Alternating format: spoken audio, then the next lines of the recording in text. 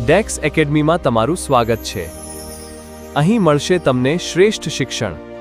Pankaj sir સાથે સફળતા મેળવો। તો વિદ્યાર્થી મિત્રો, વિભાગ સી 2 ગુણના સોલ્યુશનની અંદર પ્રકરણ 1 બાદ અહીંયા શરૂઆત કરીએ આપણે પ્રકરણ નંબર 2 સુરેખ સહસંબંધની। જો કે અહીંયા આપેલા બધા પ્રશ્નો આપણને થિયરીના પ્રશ્નો આપેલા છે, એક પણ પ્રેક્ટિકલ દાખલાનો પ્રશ્ન નથી, પણ સ્વાભાવિક છે, આપેલું છે એટલે ભણવું પડશે।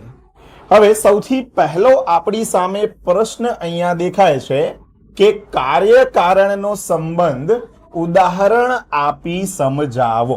કયો પ્રશ્ન છે? કાર્ય કારણનો સંબંધ ઉદાહરણ આપી સમજાવો। એ સૌથી પહેલું આપણે આની અંદર લખીશું કે જ્યારે બે ચલો પૈકી એક ચલમાં થતો ફેરફાર એ કારણ હોય અને તેને લીધે બીજા ચલમાં થતો ફેરફાર એ તેની અસર અથવા તો કાર્ય હોય, ત્યારે બે ચલો વચ્ચે કાર્યકારણનો સંબંધ છે તેમ કહી શકાય।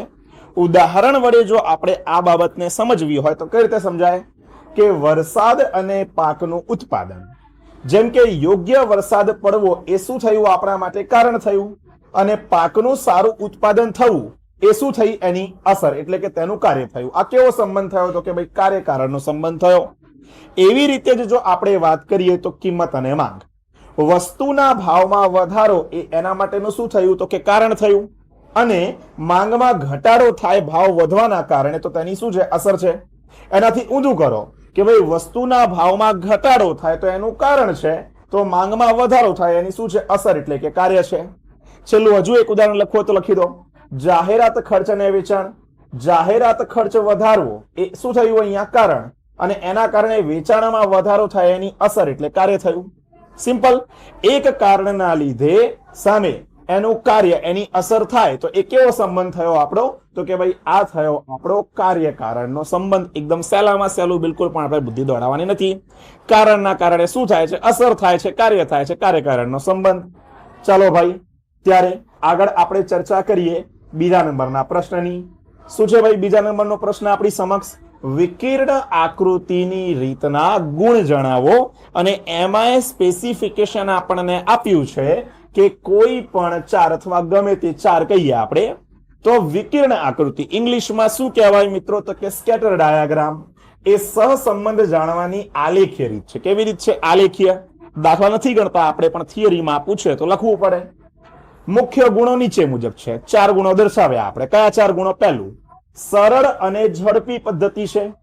બે ચલો વચ્ચેના સહસંબંધનું સ્વરૂપ ધન કે ઋણ જાણવા માટેની આ સૌથી કેવી રીત? તો કે ભાઈ સૌથી સરળ રીત અને સાથે ઝડપી રીત પણ છે।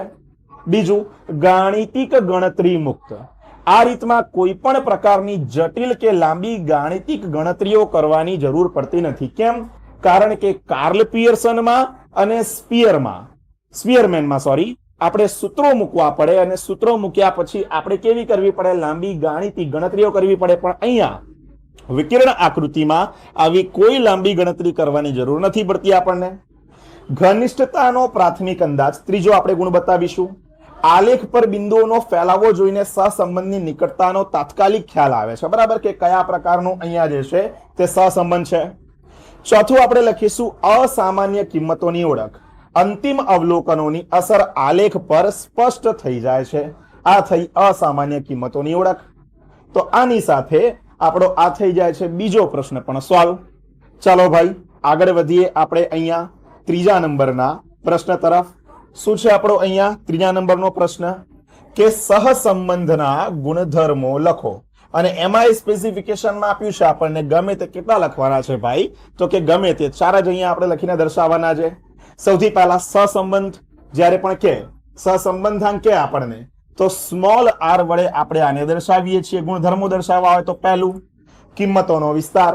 સહસંબંધાંકની કિંમત હંમેશા -1 થી +1 ની વચ્ચે હોય, એટલે જ આપણો જવાબ પણ કેવો હોવો જોઈએ? તો કે -1 થી +1 ની વચ્ચે આપણે લખીશું આવી રીતે સંકેતમાં, -1 ≤ r ≤ +1। તો કિંમતનો વિસ્તાર -1 થી લઈને +1 ની વચ્ચે હશે। પહેલું ગુણધર્મ થઈ ગયું સહસંબંધાંક r નું। પછી માપના એકમથી મુક્ત, સહસંબંધાંક નિરપેક્ષ એટલે કે શુદ્ધ માપ છે, તેનું કોઈ એકમ કિલોગ્રામ, રૂપિયા, ગ્રામ વગેરે હોતું નથી. તો કે કોઈ પણ પ્રકારના માપના એકમથી મુક્ત હોય. શું? સહસંબંધાંક. પરિવર્તનની સ્વતંત્રતા, તે ઉગમ બિંદુ અને સ્કેલ બંનેના પરિવર્તનથી તદ્દન કેવું છે? તો કે સ્વતંત્ર છે. તો કે પરિવર્તનથી આની શું થઈ ગઈ? આપણી સ્વતંત્રતા થઈ ગઈ. આગળ સામ્યતાનો ગુણધર્મ. ચલ x અને y વચ્ચેનો સહસંબંધાંક y તથા x વચ્ચેનો સહસંબંધાંક સમાન હોય છે. rxy is equal to ryx. બરાબર? તો આ સામ્યતાનો ગુણધર્મ થયો. સહેલું. શું? સહસંબંધાંકના ચાર આપણા શું થઈ ગયા ભાઈ? આ ગુણધર્મો થઈ ગયા.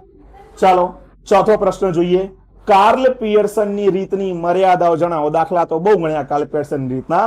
હવે અહીંયા આની મર્યાદાઓ વિશે પણ આપણને ખ્યાલ હોવું એટલું જ જરૂરી બને છે. બરાબર?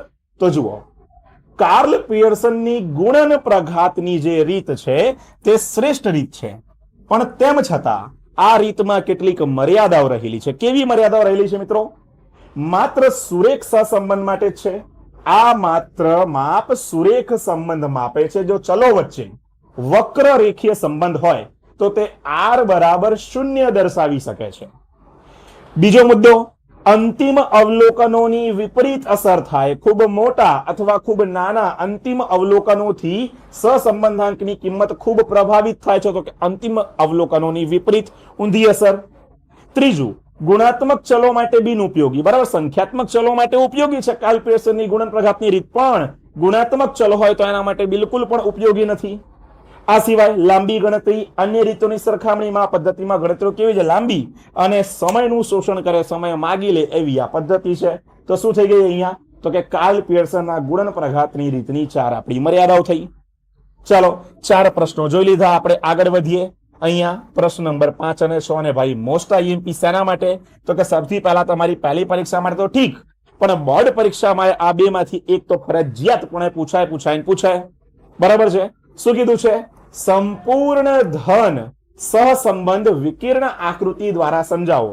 સંપૂર્ણ ધ સહસંબંધ ક્યાં? તો તમારે યાદ રાખવાનું, જ્યારે વિકિરણ આકૃતિના તમામ બિંદુઓ ડાબી બાજુએથી જમણી બાજુ ઉપર તરફ જતી એક જ સુરેખા પર અથવા એક જ સુરેખ રેખા ઉપર આવેલા હોય ત્યારે બે ચલ વચ્ચે સંપૂર્ણ ધન સહસંબંધ છે તેમ કહેવાય. દર્શાવાય શેનાથી? r is equals to +1. બરાબર? શું કીધું? ડાબી બાજુથી જમણી બાજુ એક જ રેખા ઉપર હોવા જોઈએ. તો આ થઈ ગઈ સંપૂર્ણ ધન સહસંબંધ r is equals to +1 ની આકૃતિ. મોસ્ટ આઈએમપી ફરીથી કહું છું ભાઈ, પૂછાય જ છે આ બધામાંથી એક 4-5 આકૃતિઓ છે આપણી. સંપૂર્ણ ધન સહસંબંધ, સંપૂર્ણ ઋણ સહસંબંધ, આંશિક ધન સહસંબંધ, આંશિક ઋણ સહસંબંધ અને છેલ્લું સહસંબંધનો અભાવ, જ્યાં આપણા બધા બિંદુઓ એક જ જગ્યાએ આવી જાય. આ 5 માંથી એક 2 માર્કમાં આવવાના પૂરા ચાન્સીસ લખી રાખવાનો. આમાંથી એક આવવાનું જ છે. પહેલી પરીક્ષામાં આવે અને બોર્ડ પરીક્ષામાં આવે. ચાલો ભાઈ આગળ વધીએ. સેમ એનું ઊંધું, સંપૂર્ણ ઋણ. હવે તમે સમજો, પેલામાં ડાબીથી જમણી, આમાં શું? ડાબીથી જમણી પણ નીચેની તરફ. પહેલામાં ઉપરની તરફ જાય, આમાં નીચેની તરફ બિંદુ આવે. કે જ્યારે વિકિરણ આકૃતિના તમામ બિંદુઓ ડાબી બાજુ ઉપરથી નીચે જમણી બાજુ તરફ નીચેની તરફ આવતા હોય એક જ સુરેખા ઉપર, તો શું છે? સંપૂર્ણ ઋણ સહસંબંધ r is equals to શું થાય બેટા? -1 થાય. બરાબર? પેલાની આકૃતિ આમ ગઈ હતી, આની આકૃતિ કેવી? તો કે ભાઈ અહીંયાથી આમ આવી ગઈ. બરોબર? સંપૂર્ણ ઋણ સહસંબંધ. ઠીક છે? ચાલો આગળ વધીએ આપણે પ્રશ્ન નંબર 7 તરફ. બરોબર? જુઓ, એક જ જેવા પ્રશ્નો અહીંયા. શું કીધું છે? આંશિક ધન સહસંબંધ તેમજ આંશિક ઋણ સહસંબંધની વિકિરણ આકૃતિ દોરો.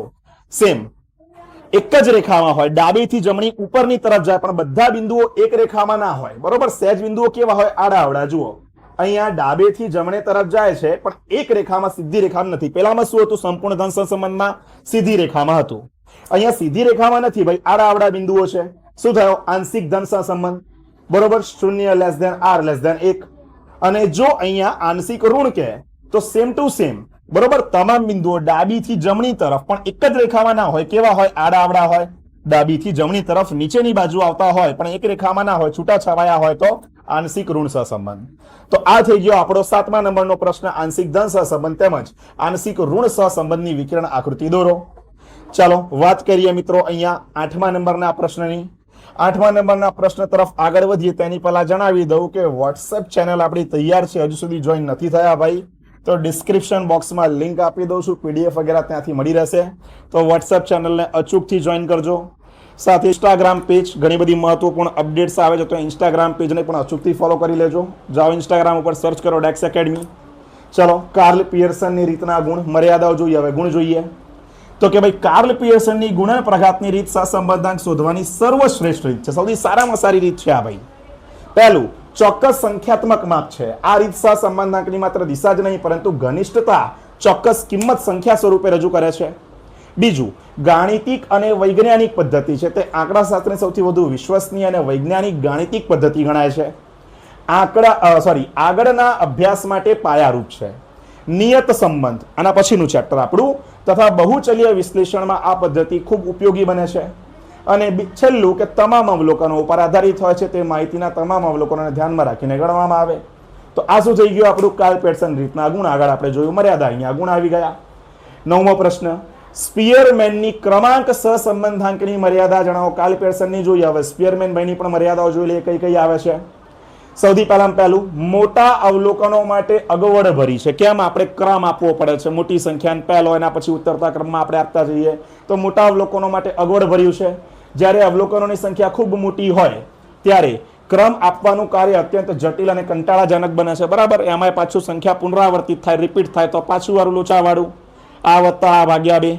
પછી માહિતીની ચોકસાઈનો અભાવ. સંખ્યાત્મક માહિતીમાં મૂળ કિંમતોને બદલે માત્ર ક્રમ ધ્યાનમાં લેવાતો હોવાથી ચોકસાઈ નથી રહેતી, ચોકસાઈ ગુમાવાય છે. દ્વિચલ આવૃત્તિ વિતરણ માટે અયોગ્ય છે. અવર્ગીકૃત માહિતી કે સતત આવૃત્તિ વિતરણમાં આ પદ્ધતિ વાપરી શકાતી નથી. અને છેલ્લું, સરેરાશનું માપ. કાર્લ પિયર્સન જેટલું સૂક્ષ્મ અને શુદ્ધ પરિણામ નથી આપતી. મતલબ વિચારી લો, સ્પિયરમેન અને કાર્લ પિયર્સન બંનેની સરખામણી કરીએ તો વધારે સારું શું? તો કે કાર્લ પિયર્સન. કેમ? સૂક્ષ્મ અને શુદ્ધ પરિણામ કાર્લ પિયર્સન રીત સ્પિયરમેન કરતા વધારે સારી રીતે આપે. ચાલો ભાઈ આગળ વધીએ આપણે. તો 9 પ્રશ્નો થયા. આગળ 10, 11 અને 12 3 પ્રશ્નો બાકી છે.